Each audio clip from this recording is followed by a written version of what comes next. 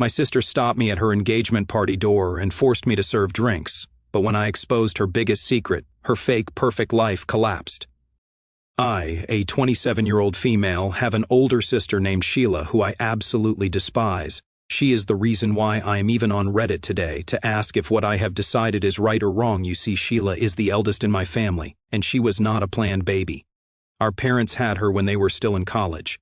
As a result, she had to spend her first 2 years more around our grandparents who were helping our parents take care of her. Our parents did visit her as much as they could while still working hard to graduate. When they finally graduated, our parents decided to get married to each other, and this is when Sheila started to live with them. I guess this is why she is extremely clingy and wants attention from them all the time. However, Sheila spent 3 years being the center of our parents' world until my mother got pregnant with me. From the moment I was born, Sheila has despised me. My earliest memories are of her trying to push me away if I ever tried to crawl towards her, or even pull my hair until I started crying loudly in pain. Our parents would always try to console me, saying that this was normal sibling stuff and that every older sibling takes some time to adjust. But Sheila never changed over the years. If anything, she became even worse. She would loudly scream at me as a kid every time I would try to have a conversation with her. In many instances, she has tried to lock me in multiple times to prevent me from going up to our parents. I would keep banging on the door or crying until one of our parents would come and rescue me. Sometimes she would even resort to slapping me or kicking me if she got annoyed around me. As a child, I did not know that these were some major issues since my parents never made it a big deal. I always thought maybe eventually my big sister would warm up to me one day. The moment that truly changed my perspective on her happened one afternoon when she asked me to play ball with her while our dad was at work and our mom was taking a nap. Being taller, she had a clear advantage, but instead of playing fair, she kept throwing the ball directly at my face. I repeatedly asked her to stop, but she just smiled and continued. Eventually, the ball struck me hard and I felt warm liquid trickling down my face. My nose was bleeding and the pain was intense. Tears welled up in my eyes as I struggled to hold back the pain. As I attempted to retreat back into the house with blood staining my shirt, Sheila chased after me and halted me in my tracks. She insisted that I could not tell our parents what had happened and demanded that I fabricate a story about falling face first onto the ground. Despite my agony, she refused to let me seek help from Mom until I agreed to her terms. I did lie to our parents, but thankfully Dad had closed-circuit television installed everywhere around the house, and he checked the footage. Our parents were shocked to see how Sheila had repeatedly hit me with the ball. While Dad yelled at her, Mom tried to protect her, saying how perhaps this was a one-time thing, and gently tried to talk to Sheila to find out why she would ever do this to me. Sheila looked pissed that they had found out the truth and glared at me angrily. Throughout their questioning, she maintained her innocence and my parents let it go, hoping that she would change. However, I knew she would blame me for all of this, and this is when her bullying started to get even worse. She would intentionally try to slam the car door on my fingers whenever she could get a chance, or shove me in the school hallway when she was sure there were no teachers around. If I ever sat down with friends, she would find me during lunch and tell my friends how they should not be around a stinky backstabber like me. She would even try to steal my lunchbox or my lunch money so I would have nothing to eat that day. Despite my attempts to confide in my mother, who tried to address Sheila's behavior through gentle parenting, it proved futile and her bullying persisted. When I turned 9, I convinced my parents to throw me an anime-themed birthday party, something I had been pleading for, and to my delight, they finally agreed. However, Sheila had been relentless in her teasing, calling me a tomboy and scoffing that no one would even show up. Much to her surprise and mine, the opposite happened. As I invited my classmates, word spread among those boys and girls who shared my interest in anime, and they eagerly accepted the invitation. When the day of the party arrived, each guest arrived at my party, dressed as their favorite anime character. It was a resounding success, and my parents, who had often seen me as reserved and shy due to Sheila's bullying, were amazed to witness how confident and well-liked I was among my peers. Sheila sulked around the house the whole evening, and even refused to sing happy birthday with the other guests when it was time for me to cut the cake. Honestly, I did not care because for once, I liked being the center of attention without my sister trying to steal my thunder. Slowly and slowly, as I started to grow up, I felt more confident in my own skin, and I learned to stand up against Sheila and her relentless bullying, refusing to remain silent any longer. I decided to confront Sheila head-on every time she tried to taunt me or comment about my looks. Instead of passively enduring her cruelty, I took action. I would bully her back and call her out for her atrocious outfits. Knowing that our father would address her behavior with a firm hand, I made sure to bring her actions to his attention whenever necessary. Unlike our mom, our father was always strict towards Sheila and held her accountable for her actions. She hated me even more because of this, but at least she learned quickly that I was not going to back down anymore. When Sheila graduated high school, she did not have any prospects of going to college. She told our parents how she wanted to take a gap year, which led to a lot of arguments since our parents wanted her to first get a college degree. Dad even told her how she could travel if she wanted to during her college breaks, but Sheila was adamant. Our parents begrudgingly agreed to her demands.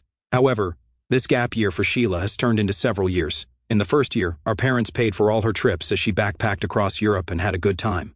When the year came to an end and Dad tried to talk to her again about college, Sheila refused all communication. So Dad told her that she was on her own from then on, and that he would not finance her trips anymore.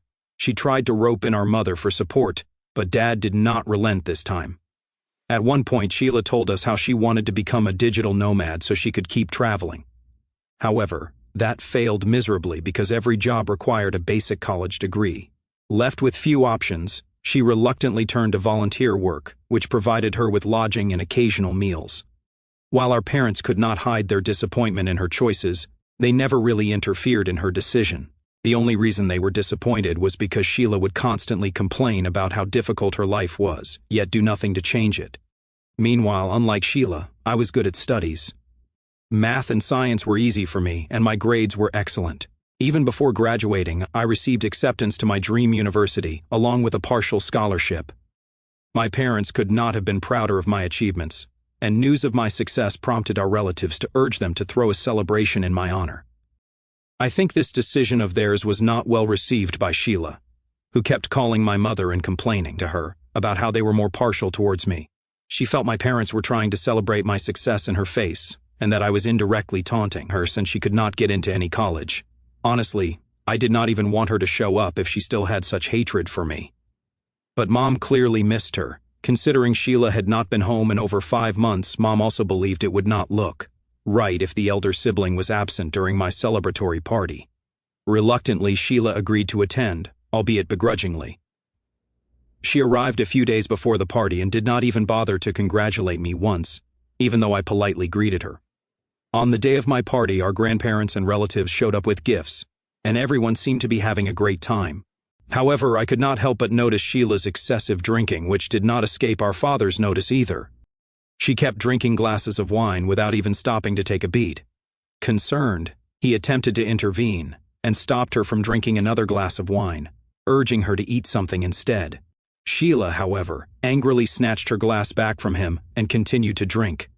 Some of the relatives did look at her with concern. Later, our grandfather clinked his glass to get everybody's attention as he wanted to give a toast. He started his speech by first mentioning how he and everyone present were so proud of both me and Sheila, and that they were all happy to see the both of us doing what made us happy. He congratulated me on my scholarship and told me how he could not wait to visit me in college, which made everyone smile. Hearing this, Sheila started to snort in the middle of her drinking, which made my grandfather stop in the middle of his speech. Our parents looked at each other uncomfortably when Sheila started to giggle, and then loudly told grandfather how no one was going to believe him for being proud of both of us, when the real reason they were all here was because of the golden child. I could feel my cheeks burning with embarrassment as Sheila's hurtful words echoed through the room, drawing the attention of everyone present. Deep down, she and I both knew that this was completely baseless of her to accuse our parents and others of favoring me more.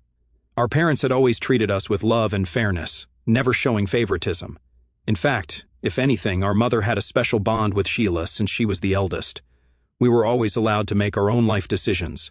She had chosen to not go to college all on her own, and just because I had worked hard to get accepted with the scholarship, she was now trying to tear me down. I felt tears well up in my eyes as she kept loudly complaining about how everyone had shown up to support me with gifts, but no one supported her or helped her with her finances, which could have allowed her to travel to even more countries. She even said how our parents should have never had 2 children if they did not really want to take care of one, and how our dad was not sending her any more money. At this point, my dad got up to walk towards her so he could stop her from embarrassing herself any further and escort her out. But our grandfather was clearly pissed from hearing her words. He is always very soft-spoken, but for the first time, I heard him raise his voice at her. He reminded her how much our parents had to work hard to establish themselves when they had her during their college years, and how if they never wanted her, they could have easily had that option. He berated her for trying to turn this happy occasion into something ugly, and that if she was really jealous of her little sister, then this was an issue within herself that only she could resolve.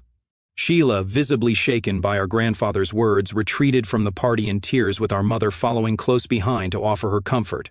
Later, our parents tried their best to get Sheila to talk to us, but she never did. Nor did she ever apologize for her outburst. I soon moved out of my home into my college dorm. While I focused on settling down at college and trying to make new friends, Sheila lived with our parents with no plans for her future. She would drink and party all night with a few people she knew around town. Dad wanted her to at least get a part-time job and even helped make a resume for her so she could start applying in various places, but she hardly took any serious interest in finding a job. Even when she did apply, she was rarely selected for an interview. During this time, I did not know much about what was going on back at home since I was hundreds of miles away, but I did know that our parents were always worried about Sheila. One night, I woke up to my parents calling me frantically from the hospital. At first, I thought something had happened to them, but they assured me that they were fine, but that Sheila had been in a car crash. It turns out that she was drinking and driving, and she had hit someone's fence. Luckily, no one was hurt. Because of this, she was not arrested. However, Dad had to pay for all the damages that she had caused. Even insurance refused to take care of the damages of the car, since she was under the influence. Hence, it is justified to say that Dad was pissed and wanted her out of their house as soon as possible. Sheila kept trying to play the victim card yet again, telling them how she was going through things mentally and that at the end of the day she did not really hurt anybody. My dad told her that she had two choices. Either she could start going for therapy, apply for jobs, earn and save up money while living with them, or she could go do whatever it is that she wanted somewhere else since he was done. Sheila argued back that he had no right to try to control her life when he and Mom never controlled mine. She again tried to bring up how she was always treated differently than me. Long story short, Dad kicked her out as soon as she was discharged from the hospital. Sheila tried to contact our grandparents and relatives for help, asking them if she could move in with them instead, but they all knew about her recent troubles and were unwilling to take any responsibility for her. Surprisingly, in a few days she even gave me a call asking for money. I had a few thousand saved up since I had a part-time job during high school, so despite how badly she had treated me in the past, I decided to help her out. I could not bear letting my sister couch surf with her friends, so I transferred whatever money I could, hoping that she would make wiser decisions and that it would somehow repair our relationship. Well, not surprisingly, she used that money to booze and party with her friend instead of finding accommodation for herself. I saw her Snapchat story and tried to text her about it, thinking we could have a sane adult conversation about it, but she decided to block me instead. I was so pissed at how she just used me whenever she wanted to, that I was done with her manipulative behavior. I realized that if she wanted to continue being an irresponsible, immature person, then there was nothing that I could do to save her anymore. Sheila did try to reach out to our parents whenever she was in desperate need of money, but even Mom had enough of her at this point and would ignore her calls since we all knew how she was going to be using the money. For the next 3 years, we hardly heard from her. Although both of our parents missed her, they hoped that she could eventually find her own footing in this world and turn her life around. During my 4th year of college, I received an unexpected call from Sheila, who had not contacted me for so many years. I did feel a bit of hesitation about picking up her call, but decided to, just in case she was in some real danger. However, Sheila sounded excited as she asked me how I had been and what I had been up to lately. The most frustrating thing about having a conversation with Sheila is the way she acts and talks so nonchalantly, as if the past is all forgiven. I awkwardly brought up the fact that she had blocked me for years, but she dismissed it, claiming to have forgiven me for my past mistakes and wanting to start afresh. I had no idea as to what exactly she had forgiven me for, but before I could ask further, she opened up to me about how she had met someone last year. I asked her who he was, and she started gushing about how he was the dreamiest guy she had ever met and that she wanted us to meet him. She asked me if I would be free for dinner that weekend so I could visit our hometown where our parents could also meet this mystery guy. Knowing better than to trust Sheila at this time, I told her that I was not sure and that I would get back to her on that. However, she kept insisting, telling me how it would not be a proper family reunion without me. She also had a conversation with our parents, who were surprised by how happy and excited she sounded. It is safe to say we were all curious to meet her after so many years. So, after talking to our parents, I decided to take an overnight bus back to my hometown that Friday night so I could attend lunch with Sheila. On the day we had lunch, Sheila introduced her new man, Jack, to all of us. They looked healthy and happy. Sheila told us how she had a job in a marketing firm which paid her quite well. This is where she met Jack. Their chemistry was evident, and I could not help but feel genuinely happy for my sister. However, things took an unexpected turn when Jack began praising Sheila's intelligence, mentioning how lucky he was to have met such an accomplished woman like her, since she was a Berkeley graduate while he had never gotten the chance to study at such a prestigious college. He continued to tell how Sheila would tell him all the time about her college life back in Berkeley and the type of peers she had been surrounded with during her 4 years. He also told us how he hoped that one day if they ever got married and had kids, he would want their kids to turn out like Sheila. We looked at him and smiled awkwardly, as we were all clearly confused as to why he would think Sheila had graduated from Berkeley when she did not even have a college degree to begin with. Sheila avoided making any eye contact with us after that and swiftly changed the conversation to something else. The rest of lunch continued without any incident. After our lunch, Sheila hurriedly left with Jack, not even bothering to hug us goodbye. It was clear to both our parents and me that something was not right, and Sheila had clearly lied to Jack about her education. Later, she called us begging us not to tell Jack the truth. However, Dad was not satisfied with her explanation and pressed her for more details. This is how Dad found out that she had forged college documents so she could apply for jobs. We were all understandably outraged by the severity of her deception. She also confessed to Dad that she had failed to mention other significant details about her life to Jack, such as the car accident that had occurred and the daily drinking habits that she previously had, because she did not want him to know that side about her. While we empathized with her reluctance to disclose her past, we could not shake off the concern that she had fabricated an entire college degree and might continue to deceive Jack for the rest of her life. Even though both Mom and Dad told her that what she was doing was extremely wrong, and that if she really loved Jack, then she should at least tell him the truth, as he had every right to know, Sheila refused. She told us not to interfere in her relationship. She was adamant that she could handle it in the future if Jack ever found out the truth and kept telling us how it was impossible for him to ever find out anyway. I did not want any part of her drama, so I kept my mouth shut and let my parents deal with this. It was just 3 months later when Sheila called to inform me that she and Jack had gotten engaged. I asked her if she thought they were moving a bit too fast since it had just been 1 year since they had gotten into a relationship, but Sheila laughed at me. She told me that I would not know anything about engagement or marriage since I had not met the right guy yet, as she had. This was true, so I congratulated her on her happiness while she told me how she wanted to have an intimate wedding with a few guests, and she had a few plans about how her wedding should look. She continued to tell me how, as her sister, she expected me to take charge of planning her wedding since she did not want to be stressed out. I inquired if this meant she wanted me to be her maid of honor, but Sheila informed me that she had already asked her coworkers to fill those roles. I asked her what about bridesmaids, but she told me that those roles were also filled up. She continued to say how being her wedding planner was the most important role in her wedding anyway, and that she and I could start planning immediately. I was a bit disappointed that she was not even including me in the wedding. Instead, she expected me to take up planning her entire wedding, which was something I never even asked for in the first place. I assured her that her coworkers, who knew her well and spent more time with her, would be better suited to help with the planning instead of me. Sheila argued back that her coworkers were all working women with their own families and that they could not spend their free time doing this. She told me that because I was still a college student and apparently was not as busy as them, I should be grateful that she was assigning me this responsibility. Her reasoning made me laugh because it reminded me of how manipulative she could be when she wanted something. I simply refused and told her that this was my last year in college, and I had quite a lot of things on my plate already, so she should ask someone else to be in charge of her wedding planning. This must have pissed her off because she started to say how she expected me to contribute to her wedding by doing this since I was her family.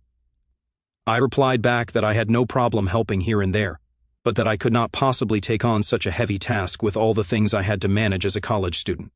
My refusal to help her has since become a huge issue as she has immediately reached out to our parents trying to urge them to pressure me into taking care of her wedding planning. She says that as the bride it is humiliating for her to do these tasks when other brides can depend on their family. When our parents tried to compromise and told her that maybe she could pay me for the hours, as being a wedding planner is not easy. I would have to come up with the wedding theme and guest seating chart, contact the caterers and help her find the perfect venue while also working hard for my college. But Sheila refused, telling them that no sister would ever ask to get paid for such menial tasks, and that I was just being selfish as usual. She has continued to send me several messages, but I have refused to answer, and my parents are also choosing to stay out of it now because they do agree with my decision. So, Reddit, am I right in not agreeing to her demands?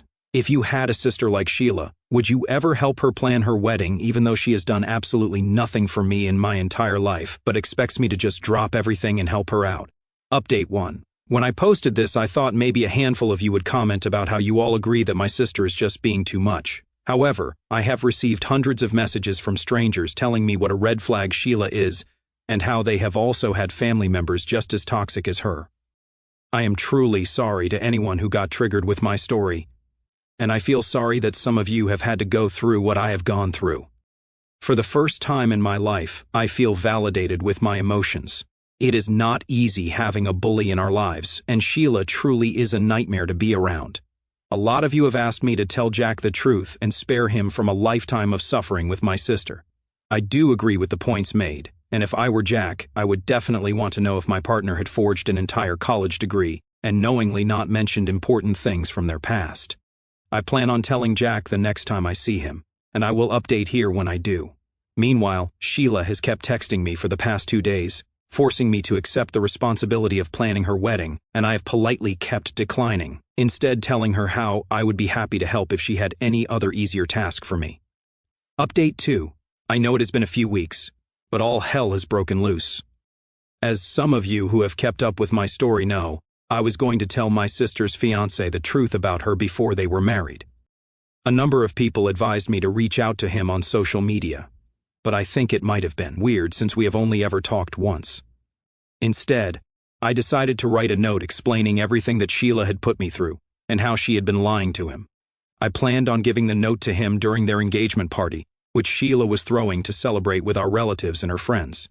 When I arrived at her place, exhausted and hungry after my long bus ride since she lives in a town 6 hours away from my college town, Sheila did not even greet me properly. She stopped me at the entrance, telling me that I was late, took my bags from my hand and directed me to the back. She told me that they did not have enough servers for that day since some of them had not shown up unexpectedly.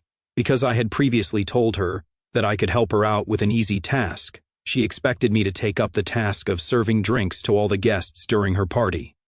As Sheila pushed me towards the servers at the back without even giving me a chance to freshen up or even greet my parents and relatives, I was taken aback. My parents shared my surprise at seeing me serving drinks, but I flashed them a reassuring smile to convey that it was not a big deal, as I did not want them to worry. Unbeknownst to Sheila, this unexpected turn of events presented the perfect opportunity for me to discreetly slip a note to her fiancé while she was preoccupied mingling with her guests. When I handed a glass to Jack, he graciously thanked me and remarked that I did not need to be serving. Seizing the moment, I passed him my note and quietly urged him to find a private moment to read it as soon as possible. Not even 15 minutes later, Jack emerged from the bathroom with a flushed face. He walked up to Sheila and asked her if she had really been lying to him all along. Sheila looked at him in confusion as Jack continued to press if she had actually never been to college. Her eyes widened in shock as the guests around us looked at them with confusion.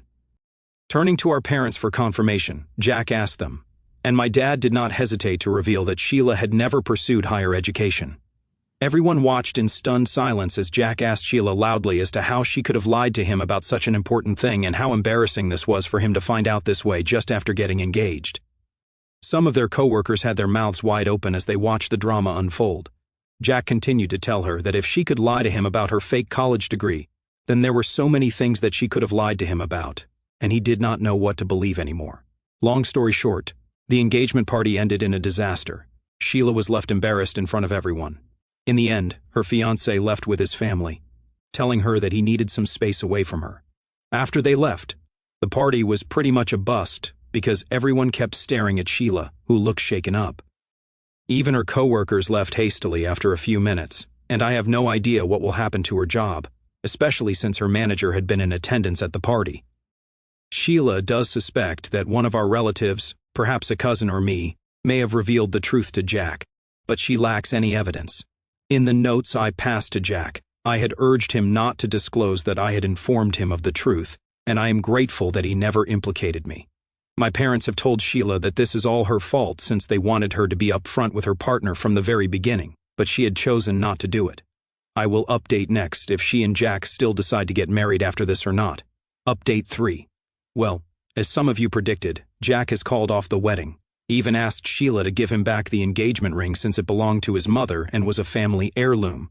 He has also asked her to move out of their house and refuses to communicate with her any further. He has still not told her anything about how he found out the truth about her. As for some of you who keep telling me that I should confess and tell my sister about my note, I will absolutely not do that. I would like to clarify that I never lied to anyone. You can judge me all you want, but I did absolutely nothing wrong. I simply exposed the truth and her fiancé chose to end their relationship. If I confess now, she is going to redirect all the anger and resentment she is feeling towards me, and I am not going to invite more drama and bullying into my life.